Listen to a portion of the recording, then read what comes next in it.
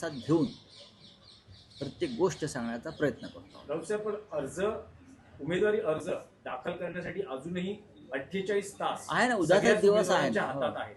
तर अशा वेळेस जे नाराज आहेत, बंड होऊ शकतं असं म्हटलं जातं आहे, अशांची बंडाची नाराजी कशी दूर हे करणार? काय 1857चं बंड आहे का? नाही, बंड कशाला म्हणतात? हे 1857चं बंड आहे का? देशासाठी, क्रांतीसाठी नाही ना. हा प्रत्येकाचा व्यक्तिगत निर्णय असतो. ज्या पक्षानं आपल्याला 40 वर्ष बरंच काही दिलं आहे, एखाद्या वेळेस तो पक्ष एखाद्या क्षणी नाही देऊ शकत. अशा वेळेला कुणाला मी बंड करतो असं वाटत असेल त्याला बंड म्हणत नाही. आता शिंदे गट पण म्हणतो ना, आम्ही बंड केलं. कसलं बंड केलं?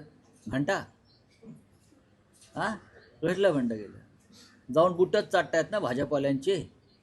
कसलं बंड कसलं? बंडाची व्याख्या समजून घेतली पाहिजे. वैचारिक बंड असतं, देशासाठी बंड असतं, क्रांतीचं बंड असतं. तर एखाद कोणीतरी वेगळा निर्णय घेतो, त्याला बंड म्हणणं हे चुकीचं आहे.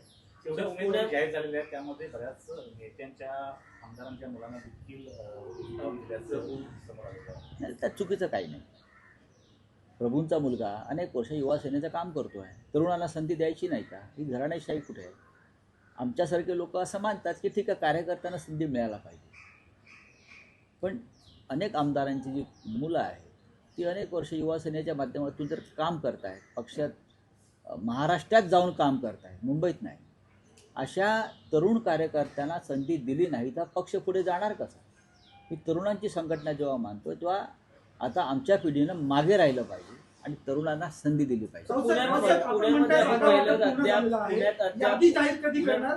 आमच्यात यादी जाहीर करण्याची पद्धत नाही. आम्ही सगळे स्टार प्रचारक आहोत. नाही, राऊत साहेब, अजून चित्र स्पष्ट झालेलं नाहीये. काय?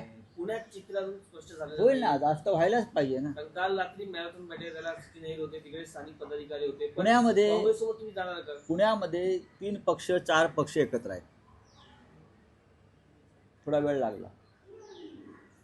आज दुपारी 1 वाजेपर्यंत चित्र स्पष्ट होईल. राऊत साहेब, महाराष्ट्राच्या राजकारणात आणखी एक नवी युती पाहायला मिळते. जे लोकसभेला होऊ शकलं नाही, जे विधानसभेला होऊ शकलं नाही, ते मुंबई महापालिकेला काँग्रेस आणि वंचित बहुजन आघाडी यांच्यामध्ये युतीचा आपल्याला फॉर्म्युला किंवा एक नवं समीकरण पाहायला मिळते. वंचितसाठी जवळपास 65 जागा काँग्रेसनं सोडलेल्या आहेत. आम्ही या युतीचं स्वागत केलेलं आहे. प्रकाश आंबेडकर आणि त्यांची वंचित बहुजन आघाडी ठीक आहे, ते आमच्याबरोबर नसतील आले,